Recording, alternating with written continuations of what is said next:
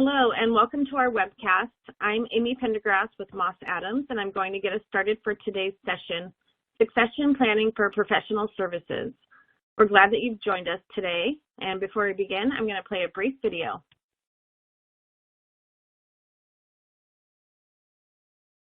Welcome, and thanks for joining. We're pleased to present our continuing professional education webcast series. Before we begin, please keep the following in mind. You can customize how you view our presentation and interact with the presenter.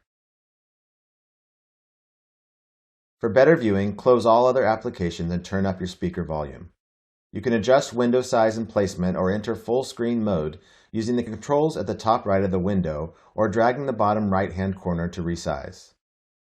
At the bottom of your screen, you'll see a series of icons that relate to a different aspect of our session. You can download a PDF of today's slides from the Slide Deck and Handouts widget. You can ask questions by typing in the Q&A window and clicking Submit. We'll do our best to answer all questions or follow up via email. If you experience technical difficulty, refresh your browser by hitting the F5 key. Today's session offers 1 CPE credit. To receive credit, you must meet the National Association of State Boards of Accountancy requirements. You must attend at least 50 minutes of the session and respond to at least 75% of polling questions. To participate in the polls, please check the button next to your answer within the slide window and click Submit. We'll track your progress and alert you when you've earned CPE credit. You can then click the certificate icon in the CPE Progress widget and download your CPE certificate. Don't worry if you can't download your CPE certificate today. We'll email you a copy in 2 weeks. If attending this webcast in a group, you must complete our group CPE attendance sheet, available in our Slide Deck and Handouts widget to receive credit. Please have all group members sign it and send only 1 sheet per group. CPE credit can only be awarded to participants registered as themselves and isn't available for participants who view the on-demand version. This presentation is not legal, investment, or accounting advice. We encourage you to seek the counsel of a professional service provider to apply this content to your specific circumstances. All right, and now I would like to turn it over to one of today's presenters to kick off the introductions. Jay, the floor is yours. Thank you, and welcome everyone. My name is Jay Silverstein. I'm a partner at Moss Adams. I've been with the firm a little over 20 years. I just wanted to give a brief introduction before I turn the presentation over to Annie Rose. My background is I work primarily with closely held businesses across various industry groups, but essentially helping them design and implement their succession plan and their exit strategy. And with that, I will pass it over to Annie Rose to introduce herself and get us kicked off. Thanks so much, Jay. And hi, welcome everyone. I'm Annie Rose. I'm a senior manager with Moss Adams Business Consulting Group, and I focus on mostly organizational development and planning, so doing things like strategic planning, organizational assessments, and succession planning as well. So I'm looking forward to sharing a little bit more about that work today. For our agenda, we're going to start out just by defining what is succession planning, how do we think about it and approach that at Moss Adams. Obviously, that's a phrase that can mean a lot of different things to many different people, so we want to orient us all here. And then we'll go through a series looking at some of the different considerations that you might want to take into account if you are starting out or in the middle of a succession planning process or leadership transition, thinking about financial planning, management considerations, and ownership transition considerations and options there. And then hopefully we'll have some time at the end as well to answer questions. So throughout the presentation, feel free to put any questions you have into the chat box, and then we'll be able to look at those at the end. If we're not able to answer all the ones that come in, we'll also try to follow up with you after the presentation too. So for our key takeaways today, really, as I said before, those key elements of succession planning for professional services firms, that's what we're trying to build out here today. But we also just want to share some of the lessons that we've had from other clients that we work with and what we're seeing right now out in the field too. So we'll be sharing some stories that we have been dealing with in this last little bit here. So the first thing that we actually wanted to do, we want to kick off with this polling question because we'd love to learn a little bit more about where our attendees are in terms of the succession planning process. So maybe you are actively thinking for yourself, leaving your company within the next 1 to 3 years or 4 to 10 years, depending on your time frame. Maybe you're part of a company that's in the middle of a leadership transition or considering a leadership transition soon, or maybe none of these apply to you and you're in the other category. Feel free to let us know in the chat box as well. We're going to open up this polling question here. And we'll give you about a minute to answer. Once the results pop up, we'll be able to take a look at those. But in terms of what I see pretty consistently with the clients that I work with, what is most common for me is that companies reach out when they're either like 1 or 3 years away from some type of a major leadership transition, or it's already happening. They're already in the middle of it. There's some need there. So I'd say those are probably, for me, the two most common ways that I see this play out, especially in the last 2 years. I think we're seeing a lot more transitions that are a little bit shorter. Folks are changing their personal priorities, wanting to do something different with their lives, so we're seeing a little bit more turnover at some of the leadership levels. Jay, what have you been seeing? What's most common in your world? And it's pretty consistent with that, is that most of the time we're getting involved, from an exit strategy standpoint, pretty close to the time that the owner, or the generation of leadership is exiting. So probably mostly in the 1 to 3 years. Would I rather see it in the 4 to 10 years? Yes. As more time gives us more opportunity to plan. But as we go through this, I think we'll get a pretty clear understanding of why it's generally in that shorter time frame. Yeah, absolutely.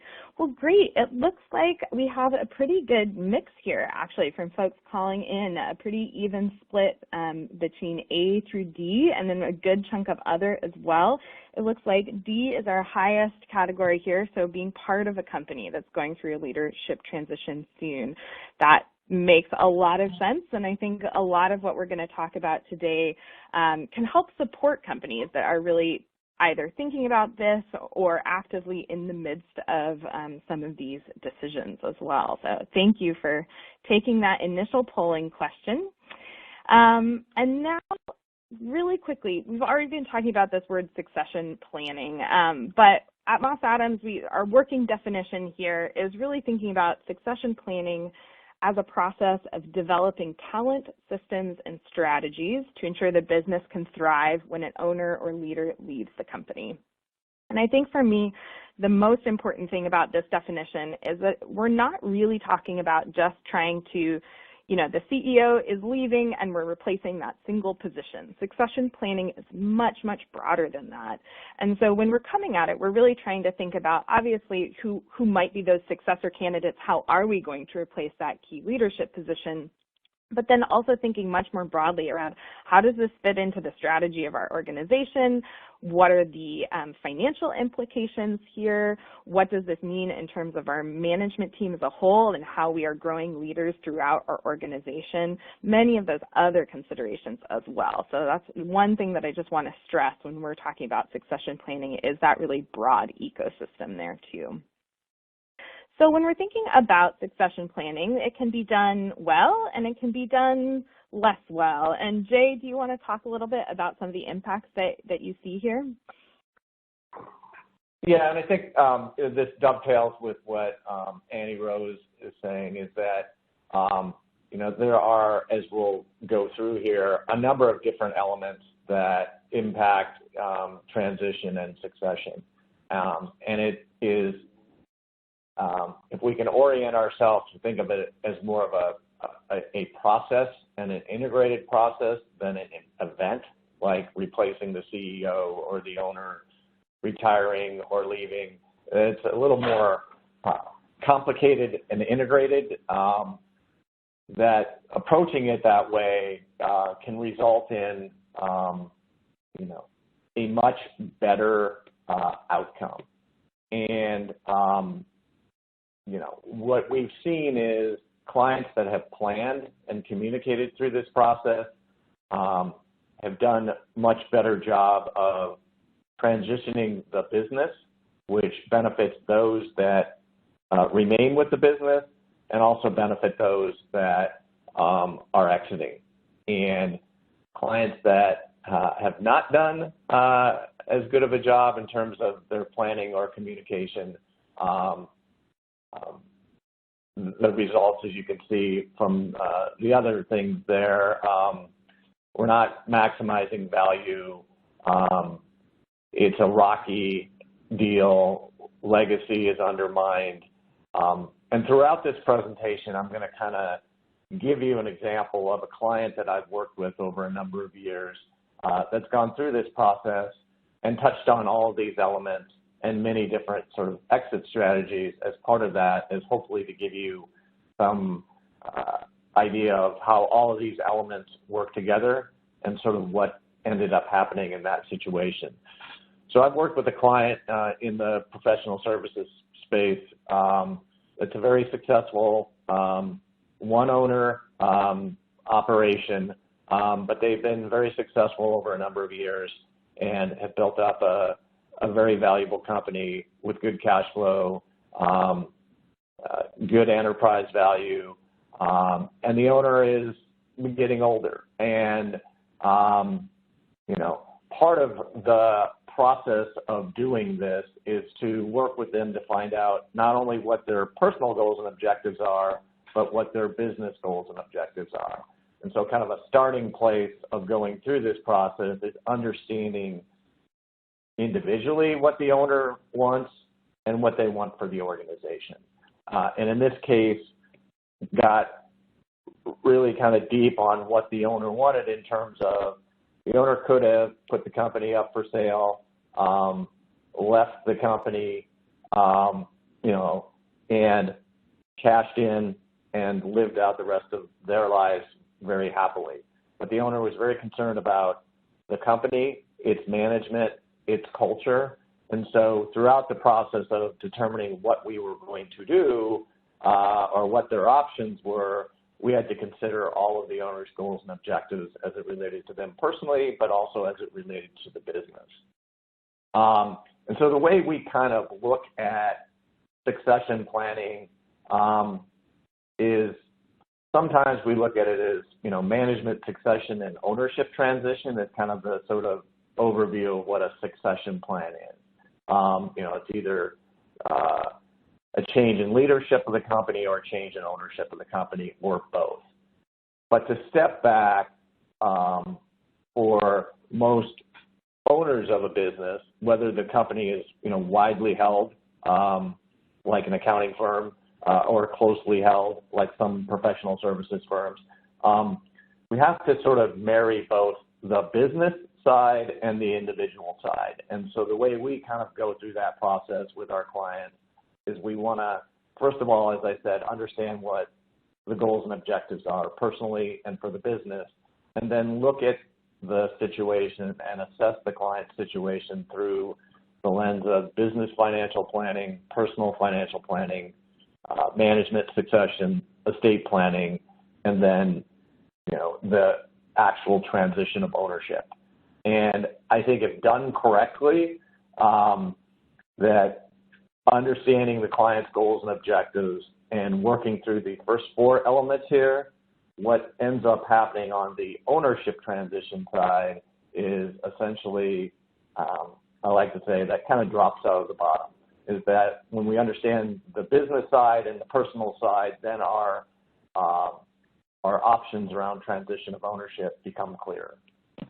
And so for the rest of this presentation, we're going to kind of walk you through kind of each pieces of the succession planning process as we see it, and kind of the issues that we address with our clients, and that we think people ought to be thinking about as they go through this process.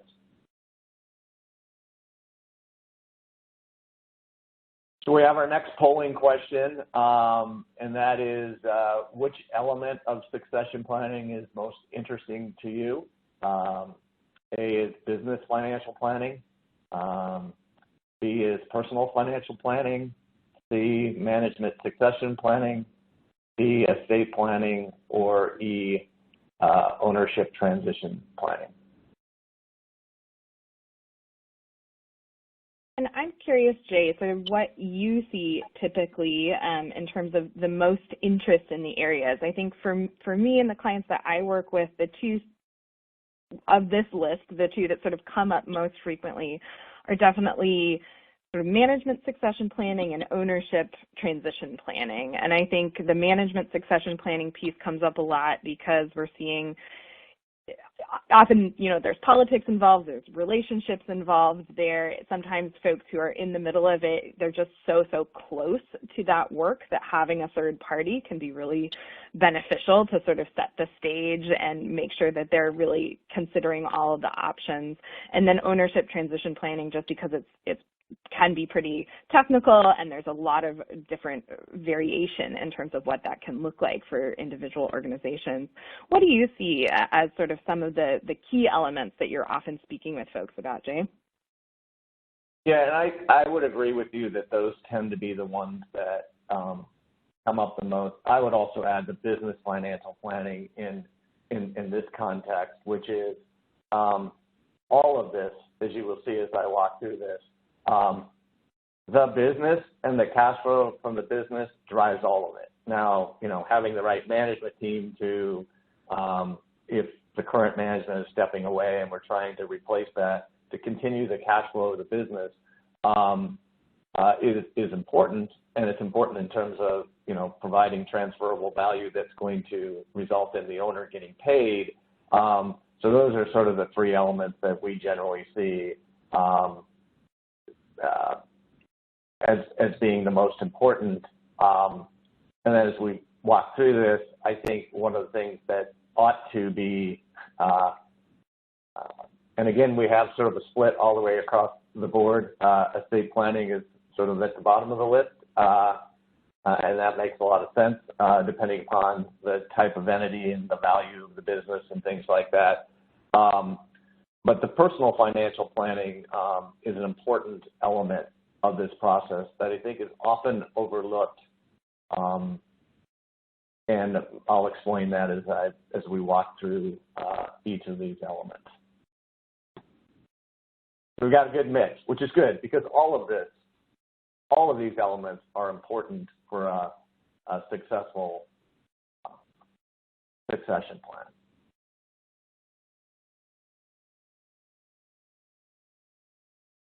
I'm going to spend the next few minutes talking about the two sort of financial planning considerations, the business financial planning and the personal financial planning, and why they're important to the succession planning process. The first of which is sort of business financial planning. And if you think about this, the health of the business, the cash flow that the business is producing is critical in any type of succession plan. From the one end, if you're looking at, I have a business that is doing very well, and there's PE or strategic buyers in my industry. They're looking at, the cash flow that business is producing to determine the value of the business most of the time. So in other words, if I'm going to sell to a third party, my income and cash flow and balance sheet are important elements to what I'm going to get paid for the value of my business. So that's important in that context. It's also critically important in situations where, and we see this a lot in professional services firms across the board, where the exit strategy is not necessarily I'm going to sell to the highest bidder to a third party, but I've either got family members or the next generation of leadership that I'm going to sell the business to.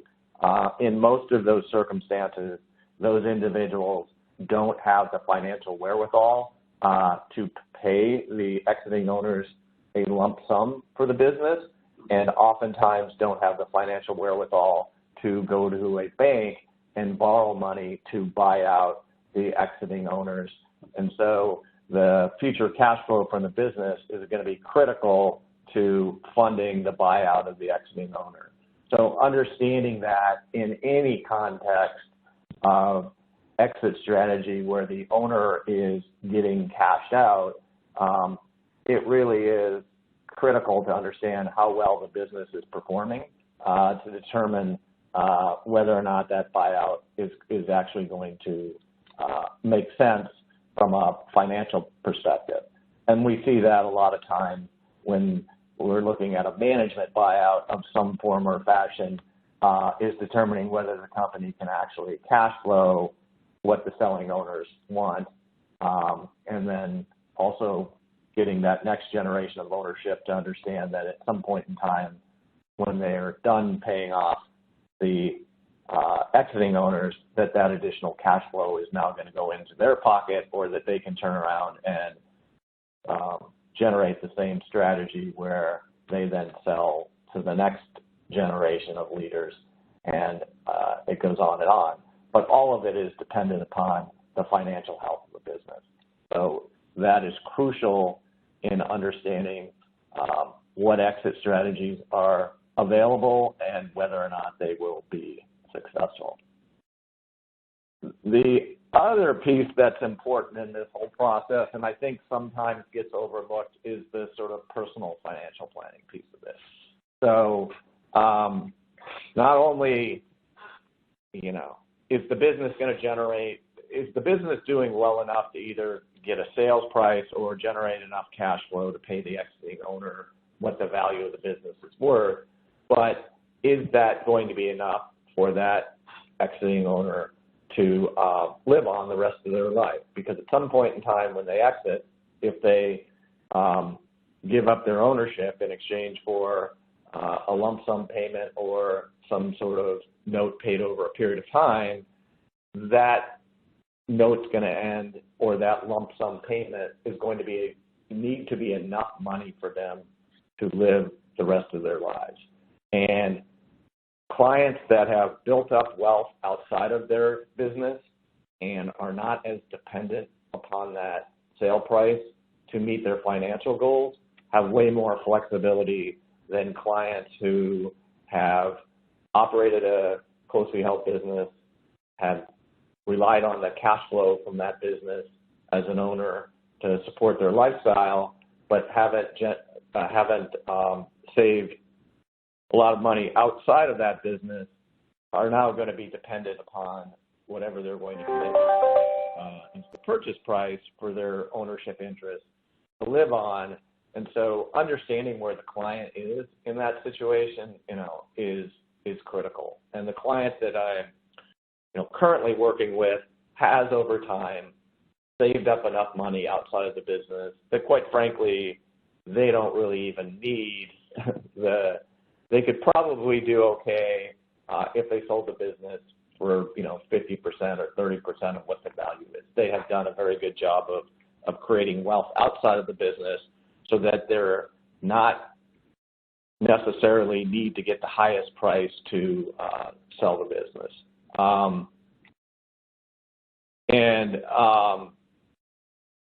So, as I said, it's an often overlooked point in looking at succession planning or dealing with it earlier on, is the ability to understand where the client is and how reliant they are on the cash flow of the business to meet their retirement goals and objectives, because that will then help dictate, what exit strategy is available for them, or even if there is an exit strategy that's available for them.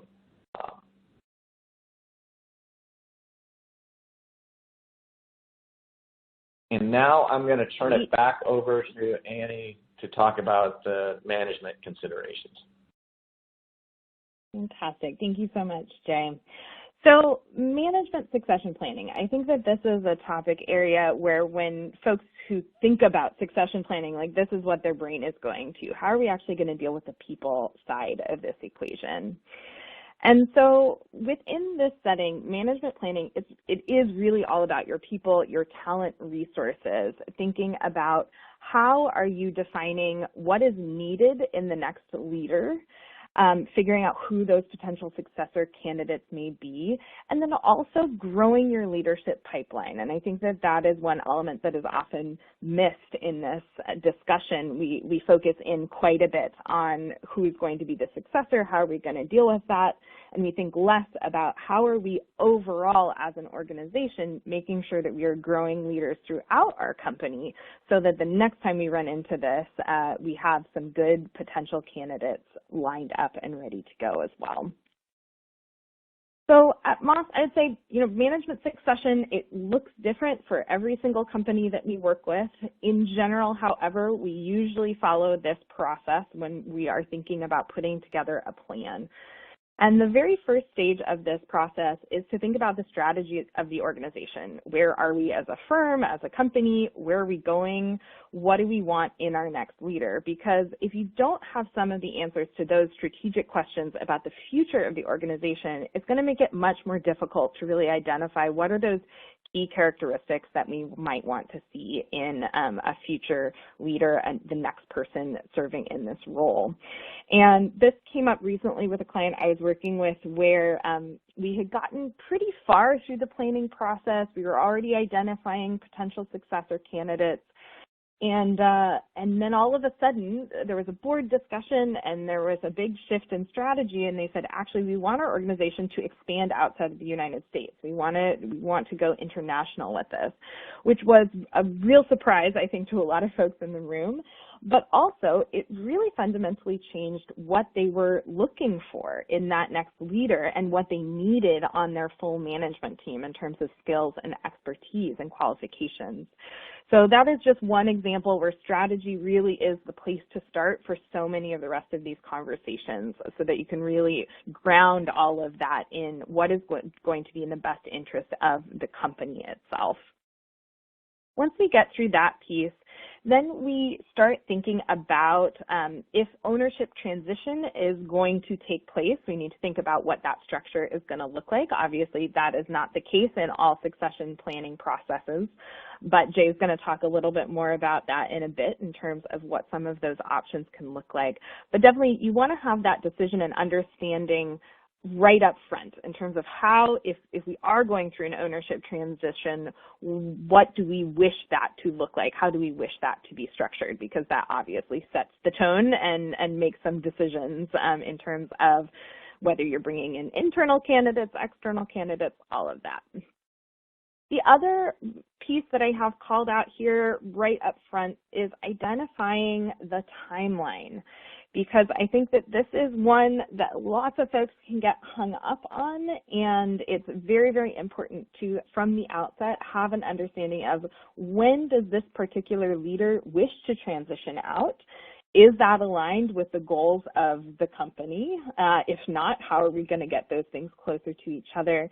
And then having a lot of clarity around that, because I would say one of the biggest challenges that we have seen is when there isn't clarity or people have different ideas about what that timeline should look like, there can be a huge amount of tension there. And just practically, there's so many operational decisions that go along with the timeline. So I think identifying that as soon as possible is a very important part of this process. Then thinking about what leadership qualifications do we actually need? What do we need in this next future leader? And again, this is going to vary widely by the corporation, by the company.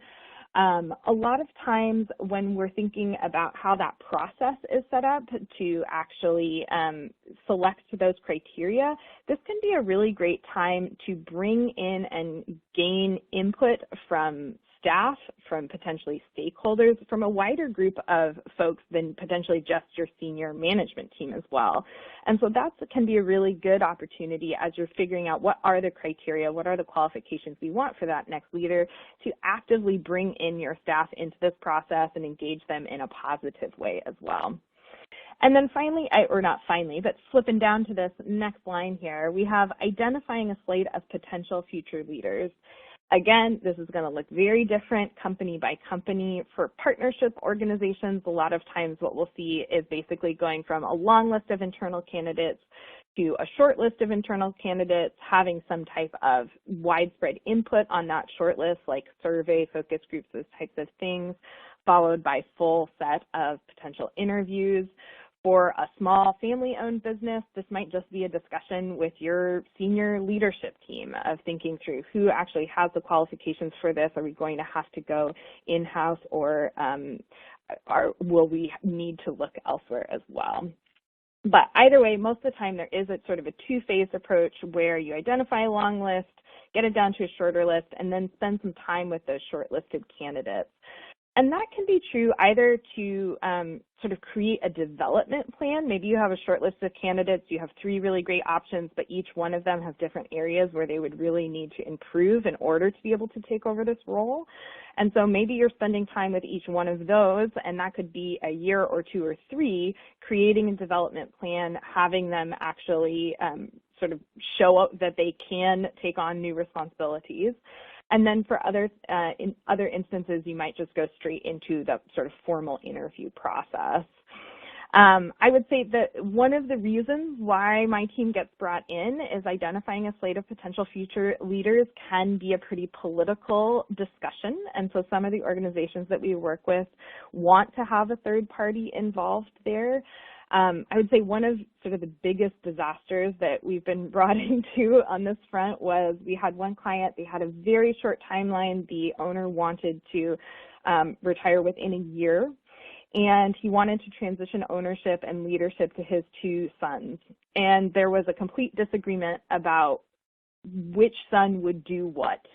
And it ultimately led to creating a lot of damage to the business, a lot of damage to those family relationships as well. And so we were brought in to sort of be that third-party referee of just saying, how can we go about this in a little bit more of an objective way? What is the structure that we can put in place here so that when we are looking at that slate of future candidates, that we have some pretty clear eyes there as well that aren't kind of steeped in the history and the politics of the company. I mean, there's a really good reason why there's an entire television show on this topic. There can be a lot of drama involved here. And then the last 2 pieces here are really thinking about starting to delegate management and leadership responsibilities. So starting to transition the leader in question into their next role, whether that's retirement or they're going off to do something else. But thinking about what is everything that they're doing today and who else could do it in the meantime. And then finally, all of the actual logistics related to the leadership transition in its most immediate form. And along the bottom here, we also have this line that just says internal leadership development. And I had mentioned this before, but succession planning truly is not about one single position. It's about developing your entire internal leadership pipeline so that the next time a leader leaves the organization, there's a good internal bench of candidates who can step into that role. All of that is assuming that you are looking for internal candidates.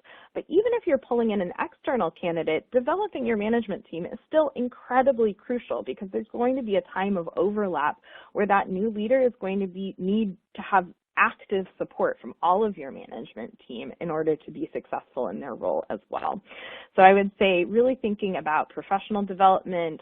Do we have career growth plans in place? Do we have appropriate coaching? All of those pieces are so critical within professional services firms or professional services organizations so that you can make sure that you have that good, strong management team.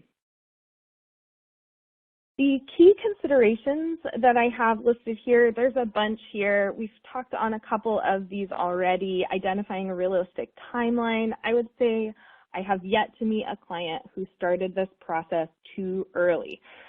Often we are coming in when it is kind of too late to do some of this work in a really strategic way.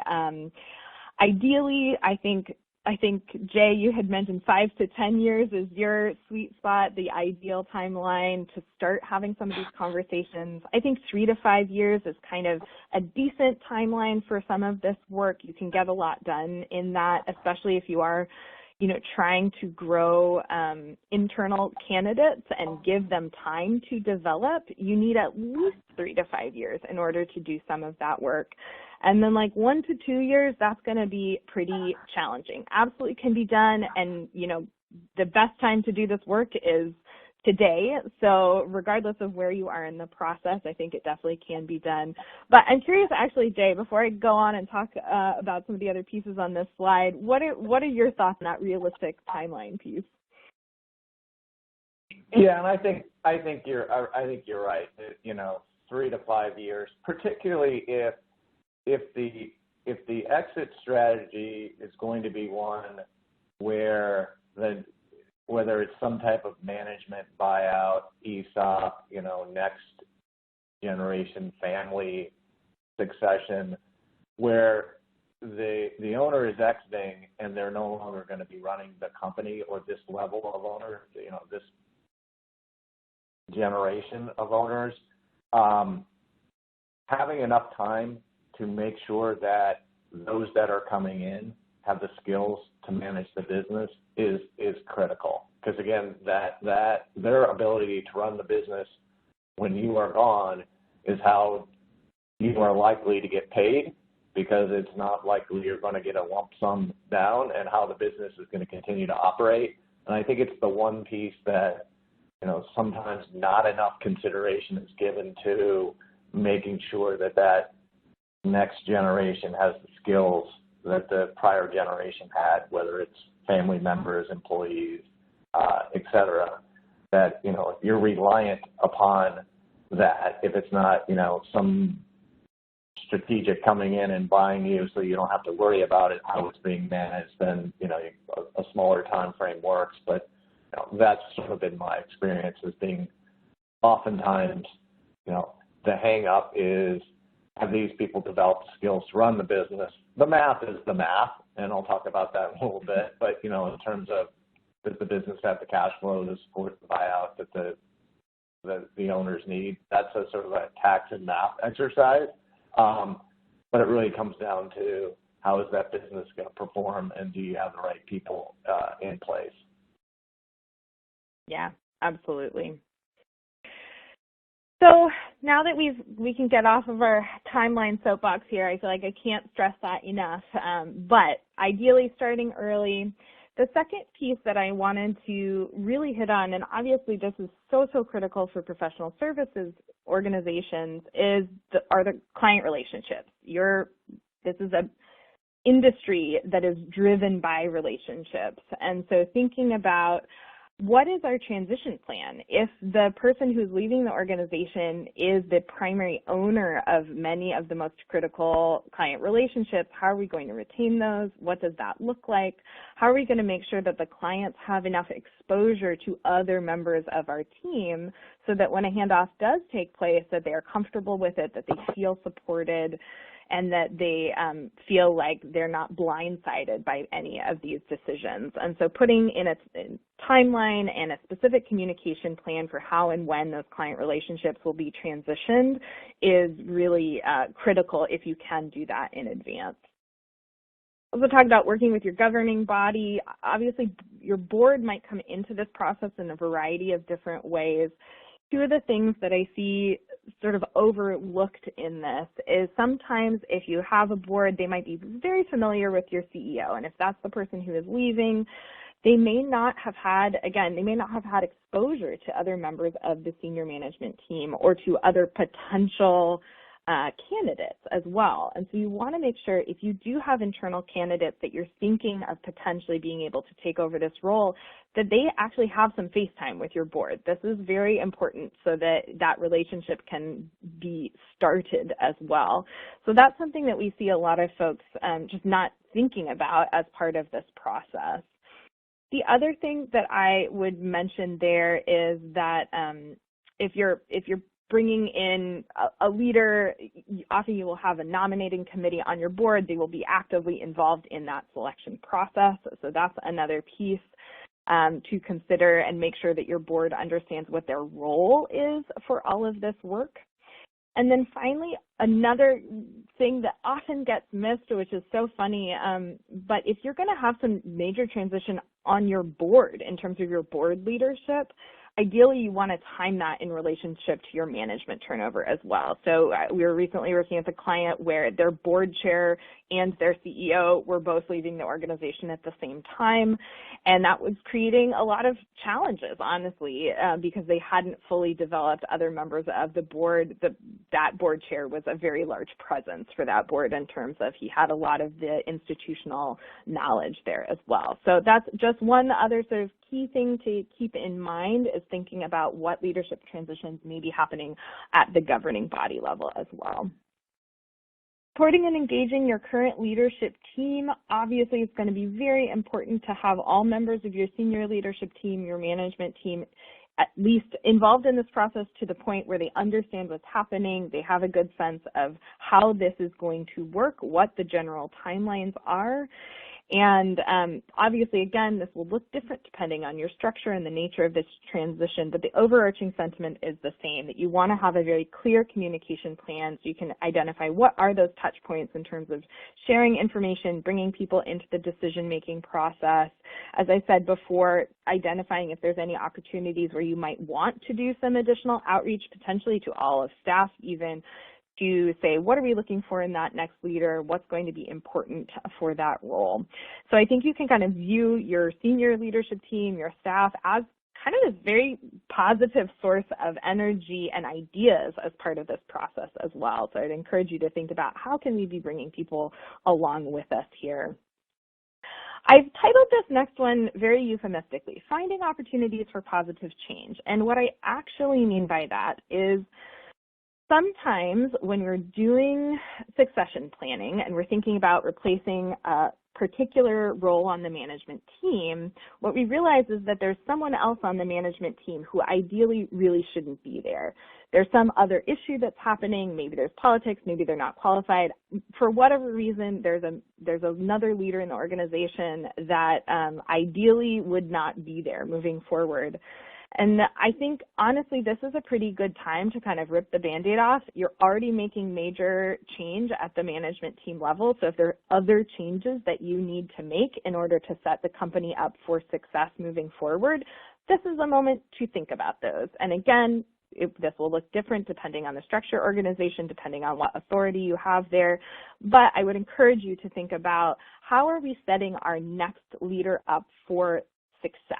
And sometimes part of that is on the way out the door, doing a little bit of housekeeping as well that goes with that. Transparency, as I said already, you want to be communicating throughout this process. And I think over-communicating, especially internally to members of your management team, to your staff, to your board, all of that. I think the other really big piece that comes up here for professional service organizations is figuring out those client communication plans, because we don't want to preview changes if we're just going to leave them with a lot of questions, right? We don't want to tell them, hey, there's big changes coming, but stay tuned for the next 6 months. That leaves people feeling anxious. But we do want to make sure that they're not blindsided by any changes that are happening. And so again, figuring out how can we intentionally set that timeline for the communication, how can we make sure that that's going out to all of our clients at the same time so that you're not sort of creating an opportunity for gossip amongst all of those things. That's an important piece here when we're thinking about that full client management and relationship there. And then finally, onboarding and overlap. Obviously, your new leader needs to get onboarded in, and it can be really beneficial if there's goodwill on all sides to have overlap between leaders, assuming everyone is on board and happy with that idea. That can just help that next person coming in to have a positive experience. The one piece that I will add to that is having that clean and clear end date for the exiting member is going to be incredibly important. We had a client who had gone through a massive search process. They'd identified a great candidate. They brought him and onboarded him in with the intention of transitioning the leadership role over to him in the course of a year. And then the old leader just didn't want to leave and kept pushing that timeline again and again and again. And the new leader left the organization, saw the writing on the wall, and it made it so much worse because they had wasted a ton of time and energy. It was really demoralizing to staff. So again, I would just highlight that need for that clean and clear end date whenever you are going through that onboarding process. So with that, I think I'm going to turn it back over to Jay to talk a little bit more about some of the ownership transition pieces. Thanks, Annie. So I'm going to wrap up here over the next 10, 15 minutes, and hopefully we'll have time for questions, but we'll see how long it takes me to get through this, to talk a little bit about business estate planning, but mainly about ownership transition. And, you know, part of, I think, what makes this, you know, overall discussion sort of hard to deal with is not everybody falls into the same bucket, even within an industry group. You know, I've worked with professional services firms that have sold to PE firms for lots of money, and I've worked for smaller professional services firms where we're looking at some kind of internal, you know, buyout, you know, next gen of employees type of situation. So not everybody in one industry group falls into the same bucket, depending on size, type of business, that sort of thing. And so with regard to some companies where the value is concentrated in certain owners and that value is significant, estate planning becomes an important part. You know, when we went back to the personal financial planning piece, I've worked with some clients where looking at their financial situation and their exit strategy, they're going to have way more than they need in order to meet their own personal goals and objectives with regard to themselves and their family, and there's a large estate tax bill that could potentially be paid. And so we need to look at ownership transition in the context of, are there things we can do before an exit strategy? Are there charitable things that we can do? And oftentimes there are things that we can do while somebody owns an interest in a closely held business that are not as tax advantageous to do with cash, the proceeds of a sale of a closely held business. So we need to sort of look at a client's estate planning situation in connection with their ownership transition. And this could also apply in a family situation where it's going to be succession to the next gen. Is their estate plan aligned with their management and ownership plan around the business? And so we need to at least keep that in mind when we look at a client situation to determine, is there potentially an estate tax in different states as well. So I work primarily in California, but Oregon and Washington, which is a big part of our firm, have state estate tax issues. So we may be looking at doing some things from a state estate tax perspective that are more sort of tax advantageous prior to an exit than after an exit. And then the last item is part of the sort of succession planning from, you know, my perspective of an owner looking to exit their business is the ownership transition option itself. And once we've kind of met with the client, understand their goals and objectives of what they want for the business and what they want and need personally, and have kind of looked at how the business is doing, looked at the management team, looked at their own personal financial situation, maybe there's some estate planning things that we can do. We can then sort of look at, okay, what ownership transition options are out there? And as I mentioned before, you know, depending upon the size of the business and the type of business, not all of these options are going to be available to you. And I'll kind of go through them sort of a high level from top to bottom. One is, you know, essentially I want out, and I'm going to find somebody who will pay me top dollar for me to exit my business, and I'm going to go find a third party to buy my ownership or buy the business, and I'm out completely. The sort of gradual transition or sort of insider buyout is a situation where I'm looking at selling. I'm not going to go to market, sell the business to a third party, but I'm going to look at transitioning the business to management, to family, to a larger group of management, to a larger group of employees, or even looking at an ESOP, which is an employee stock ownership plan, which is essentially selling your company to a broad-based, to a trust, which is the beneficiaries are a broad-based group of ownership. And that can be a very attractive alternative from a tax perspective from the seller and a tax perspective from a buyer, essentially without getting into the weeds about ESOP's work. But essentially you're using pre-tax dollars to fund the purchase, and the seller can have also some tax deferral opportunities, whereas most management buyouts that aren't ESOP, what is ending up happening is the company is making money.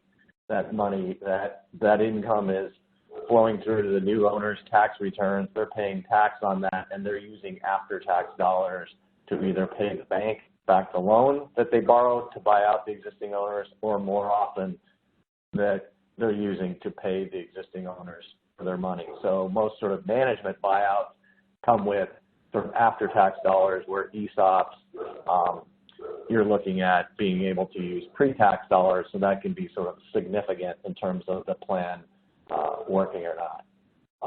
And then others, we've got other clients that, they're never going to sell. They're going to grow, expand, to keep the business in the family. Maybe it's professionally owned, going forward, but their exit strategy is more of an intergenerational wealth strategy than I'm going to sell my business. Don't see a ton of that, but we do see that occasionally.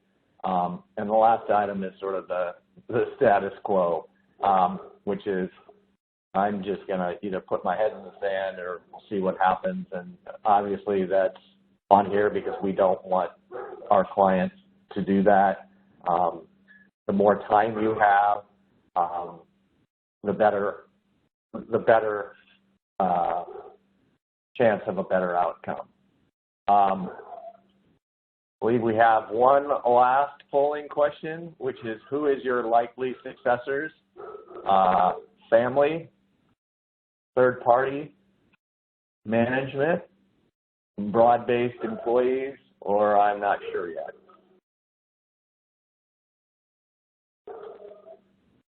And Jay, we can hear your doggy coworkers back there barking in the back.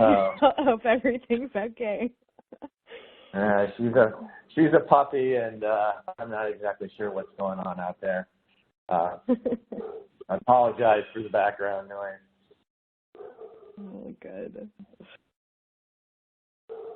Jay, in this area, do you typically work with a particular type? I would say for me, the areas that I work in pretty much span across these and really look at all of these different options. But I'm curious if any one of these is particularly more frequent for you. No, it's across the board, and generally I see a lot of all different types of exit strategies, depending upon industry group, depending upon size. You see a lot in the professional services firms like, accountants, insurance, engineers, lawyers, those types of things, where it's sort of a next generation of people coming in, and it's a buy-in, buy-out kind of situation. But, also in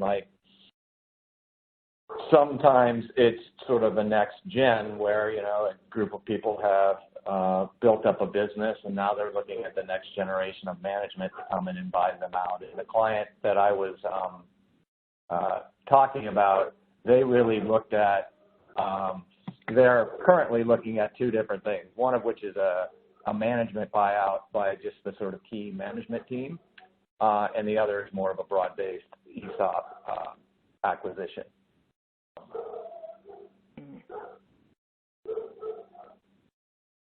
All right, so we got our results, and they are, across the board. And so again, part of it depends on, like I said, understanding who your likely successors are, sort of helps understand the issues that are involved. On on the family side of things, you know, Annie indicated there's a lot of things that I see on the family side of things that are similar to hers, which is how do we treat everybody fairly?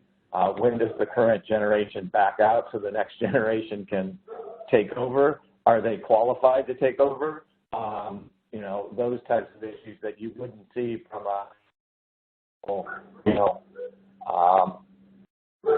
third party. You're not really worried about those types of things, or a broad-based employee type of plan. I mean, the people are, you know, people are buying in. It's because you think they have the ability to run the business and to pay you. Whereas in a family situation, you have a bunch of different elements that get involved. So understanding, you know, who the likely successors are, or, you know, what the client's goals and objectives. Some clients want to transition their business to their kids. Some clients absolutely not. Some clients, it's just not possible. So really understanding the client, you know, where they are. Like I said, I've seen some insurance companies I've worked with, you know, sold to a PE firm for a lot of money. I've seen others, you know, transition to the next generation of employees. And just to end with, because I know that we're running short on time here, and we will get back to you on the questions, but I kind of wanted to give you kind of my parting thoughts on all this. And I know we've talked about, you know, people not planning ahead of time or not getting involved with this. My experience over the years, and I'm dealing with this myself because I'm getting close to my own succession, is that it's not because it's not important. I've never met anybody who owned a business who was looking at some type of succession plan that's not important to them. It really comes down to, I think, you know, two things for me. One is it's a high urgency, or it's a high importance, low urgency type of thing. And for most people who are in this situation, you know, if you're in this situation and you're on this call, you're going to get off this call and you're going to have, you know, 30 emails and 10 voicemails and a bunch of other things to deal with that you've got to deal with day to day. And that becomes more urgent than dealing with this process. I think a couple other things.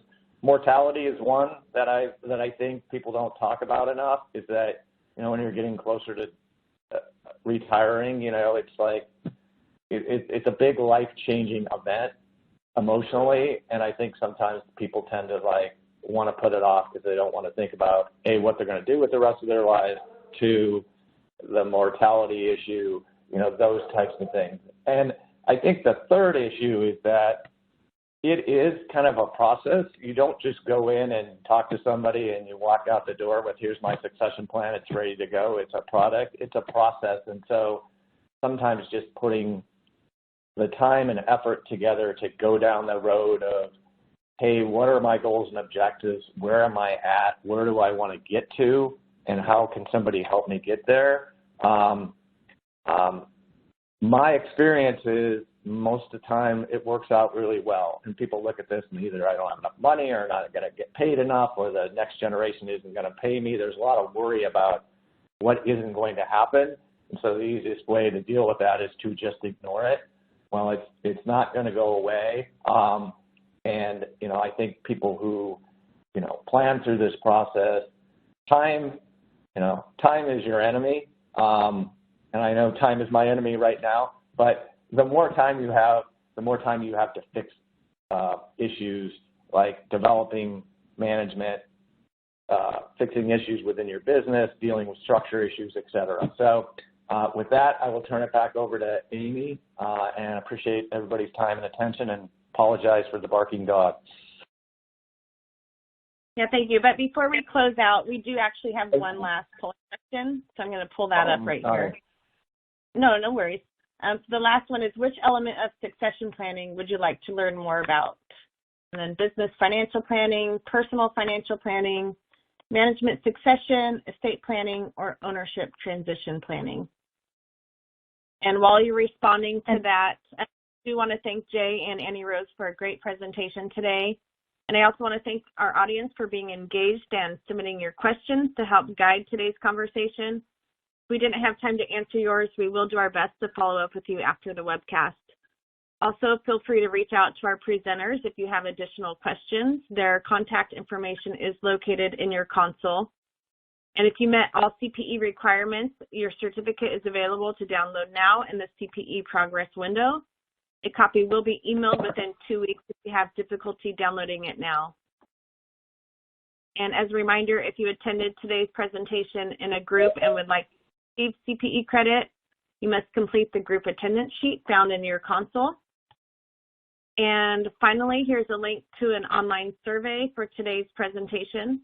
And thank you for joining us. We hope you'll join us again next time. Take care, everyone.